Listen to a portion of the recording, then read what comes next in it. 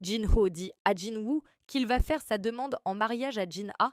Il choque Jin-woo et déclare qu'il est vraiment sérieux et qu'aujourd'hui est le jour où il va le faire. Mais est-ce que Jin-ah aimera cette bague se demande-t-il. Jin répond qu'il n'en sait rien, qu'il n'est pas doué pour ce genre de choses. Jin-ho balaie l'inquiétude, expliquant qu'il ne savait pas ce qu'elle aimerait, alors il a préparé toutes sortes de cadeaux.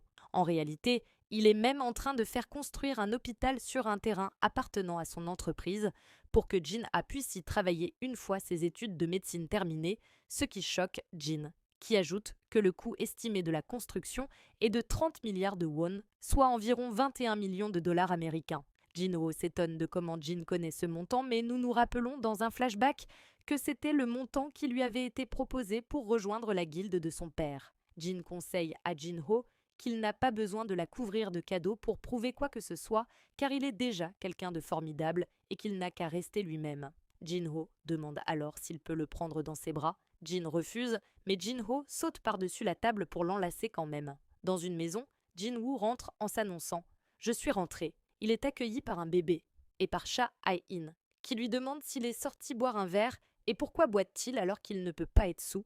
Jin explique que Jin-ho avait quelque chose d'important à lui dire. Voyant que Suho déborde d'énergie, Cha précise qu'il vient juste de faire une bonne sieste.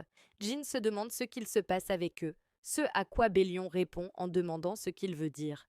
Il ne devrait pas enseigner les arts de l'épée aux petits seigneurs, mais Ygritte réplique qu'ici, dans ce monde, les résultats scolaires sont aussi des compétences importantes. Cependant, Jin-woo intervient pour dire que l'apprentissage de l'épée et les études, c'est bien, mais qu'il faudrait au moins attendre que Suho fasse ses premiers pas avant de lui enseigner tout ça. Cha fait alors remarquer à Jin qu'il devrait aussi rentrer plus tôt à la maison, au moins jusqu'à ce que leur bébé marche. Et l'histoire continue.